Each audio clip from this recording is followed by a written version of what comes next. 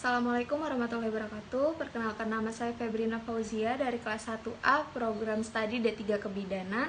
Di sini saya akan menjelaskan atau memberikan edukasi atau penyuluhan tentang peran gizi pada remaja dan prakonsepsi stunting. Nah, sebelumnya di sini saya akan menjelaskan terlebih dahulu dari pengertian gizi pada remaja.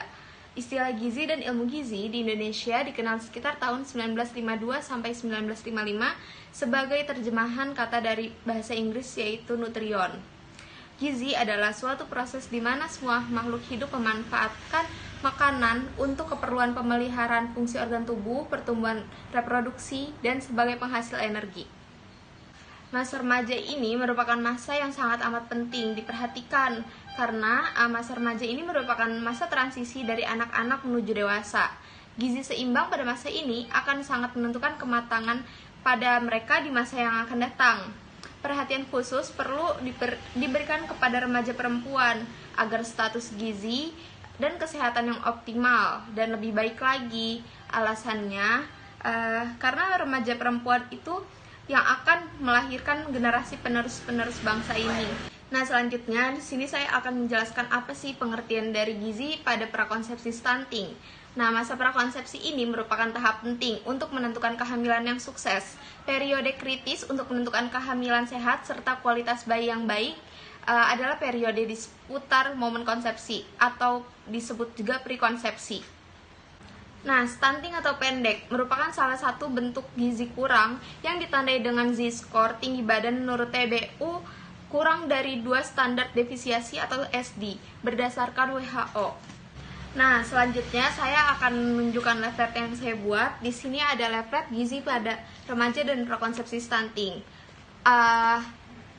Di leaflet saya tertera apa sih pentingnya gizi untuk remaja dan prakonsepsi stunting. Nah, pengetahuan tentang makanan dan zat gizi, sumber-sumber gizi pada makanan yang aman dikonsumsi sehingga tidak menimbulkan penyakit, dan cara pengelolaan makanan yang baik dan benar agar 10 gizi dalam makanan tersebut tidak hilang, serta bagaimana hidup sehat. Pemenuhan gizi terutama pada 1000 hari pertama kehidupan menjadi upaya pertama dalam menghindari stunting. Pemenuhan gizi tersebut meliputi gizi selama kehamilan dan masa kanak-kanak hingga usia 2 tahun. Kesehatan ibu hamil dan anak-anak juga harus dijaga dengan menerapkan perilaku hidup sehat dan bersih, sehingga mengurangi kekerapan terjadinya infeksi pada ibu hamil dan masa kanak-kanak itu. Nah, kalian udah pada tahu belum apa aja sih manfaat gizi pada remaja? Karena kali ini saya akan memberitahu apa aja sih manfaat gizi pada remaja tersebut. Pemberian nutrisi dari sumber makanan serta gizi pada masa remaja bertujuan untuk memaksimalkan pertumbuhan fisik, perkembangan kognitif, serta organ reproduksi remaja, memberikan cukup cadangan zat gizi dalam tubuh agar tidak mudah sakit. Nah, selain manfaat gizi pada remaja, ternyata ada juga loh manfaat gizi pada masa prakonsepsi stunting. Yang pertama itu untuk mencegah terjadinya kurang gizi pada saat kehamilan. Yang kedua untuk mencegah terjadinya kehamilan dengan resiko patologis. Dan yang ketiga untuk mencegah terjadinya kelahiran bayi kerdil. Nah, apa sih perbedaan dari stunted dan stunting? Karena di sini banyak orang yang tidak bisa membedakan apa itu stunted dan apa itu stunting. Nah, saya akan menjelaskan terlebih dahulu stunted ya. Stunted itu merupakan keadaan tubuh yang sangat pendek, tetapi dia masih memiliki IQ di atas rata-rata atau IQ-nya itu pas rata-rata gitu. Karena stunted itu masih bisa berpikir dengan baik, nalarnya tuh masih jalan. Sedangkan stunting itu keadaan tubuh yang sangat pendek tetapi ia memiliki keterbatasan, misalnya IQ dia yang sangat rendah dan dia tuh tidak bisa berpikir dengan baik gitu. Nah, kira-kira kalian ini pada tahu gak sih penyebab stunting? Stunting itu disebabkan karena sang ibu tidak memiliki akses terhadap makanan yang sehat dan bergizi, sehingga menyebabkan buah hatinya kekurangan nutrisi. Selain itu, rendahnya asupan vitamin dan mineral yang dikonsumsi sang ibu bisa ikut mempengaruhi kondisi malnutrisi pada janin ibu. Untuk memenuhi kebutuhan remaja dan prakonsepsi stunting itu harus memiliki makanan-makanan yang bergizi seperti telur, sayur dan buah, daging, salmon, kacang-kacangan, serta susu. Di leaflet saya ini tertera apa aja sih yang dibutuhkan untuk gizi pada remaja dan prakonsepsi stunting. Nah, yang pertama ini ada vitamin A. Vitamin A merupakan nutrisi yang larut dalam lemak, esensial untuk mata, tulang, pertumbuhan gigi, saluran reproduksi, dan integritas imun. Kira-kira apa aja sih makanan yang mengandung vitamin A? Karena kan vitamin A ini sangat dibutuhkan nih untuk remaja dan prakonsepsi stunting. Nah, contoh makanannya itu ada wortel, semangka, apel, kiwi, mangga, dan masih banyak lagi makanan yang bisa mengandung vitamin A. Yang kedua ini ada protein. Protein diperlukan untuk sebagian besar metabolik, terutama pertumbuhan, perkembangan, dan maintain atau merawat jaringan tubuh. Kira-kira apa aja ya makanan yang mengandung protein ini? Nah, contohnya itu ada telur, ikan, daging, dan masih banyak lainnya. Nah, yang ketiga ini ada kalsium. Pertumbuhan tinggi pada masa remaja mencapai 20% pertumbuhan tingginya dewasa dan 40% pada masa dewasa. Kebutuhan kalsium paralel dan pertumbuhan dan meningkat dari 80% mg per hari menjadi 1200 mg per hari. Kedua jenis kelamin pada umur 11 sampai 19 tahun.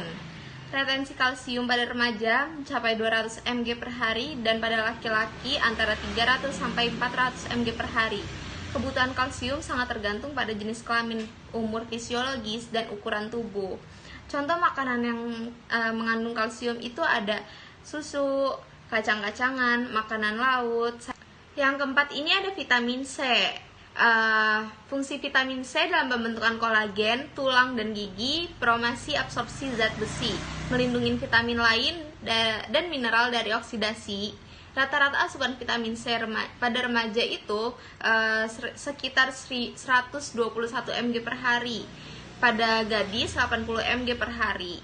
Asupan ini termasuk lebih tinggi dari RDA, yakni 50 mg per hari untuk usia remaja 11 sampai 14 tahun dan 60 mg per hari untuk usia 15 sampai 18 tahun. Buah-buahan segar seperti tomat, jeruk, kentang, sayuran hijau tua, dan stroberi yang dijus merupakan asupan vitamin C yang sangat baik. Nah, yang terakhir ini ada komponen gizi pada masa prakonsepsi stunting. Mengingat besarnya peran nutrisi mikro dan makro selama hamil, penting untuk memastikan kebutuhan ibu hamil terpenuhi. Berikut adalah jumlah kebutuhan nutrisi mikro dan makro pada ibu hamil. Yang pertama ada kebutuhan nutrisi makro. Pada ibu hamil, nutrisi makro tidak berbeda dibandingkan sebelum hamil. Karbohidrat mencapai 50-60% dari total kalori, protein 25-30%, dan lemak 15-20%. Nah, yang terakhir ini ada komponen gizi pada masa prakonsepsi stunting. Mengingat besarnya peran nutrisi makro dan mikro selama hamil, penting untuk memastikan kebutuhan ibu hamil terpenuhi. Berikut adalah jumlah kebutuhan nutrisi makro dan mikro pada ibu hamil. Yang pertama itu ada kebutuhan nutrisi makro. Pada ibu hamil, proporsi nutrisi makro tidak berbeda dibandingkan selama hamil. Karbohidrat mencapai 50-60% dari total kalori, protein 25-30%, dan lemak sekitar 15-20%. Namun yang harus diingat, terdapat pertambahan kalori yang dibutuhkan selama hamil dari jumlah kalori yang dibutuhkan oleh ibu hamil sesuai tingkat aktivitas dan usia kehamilannya. Secara umum, perlu ditambahkan 300 kalori lebih banyak untuk trimester kedua dan ketiga. Nah, yang terakhir ini ada kebutuhan nutrisi mikro. Beberapa kebutuhan nutrisi mikro yang menonjol pada saat kehamilan yaitu: yang pertama ada kalsium sekitar 1000-1200 mg per hari. Yang kedua ada asam folat sebanyak 600-800 mcg per hari. Yang ketiga ada zat besi sebanyak 27 mg per hari. Dan yang keempat ada vitamin A sebanyak 770 mcg per harinya.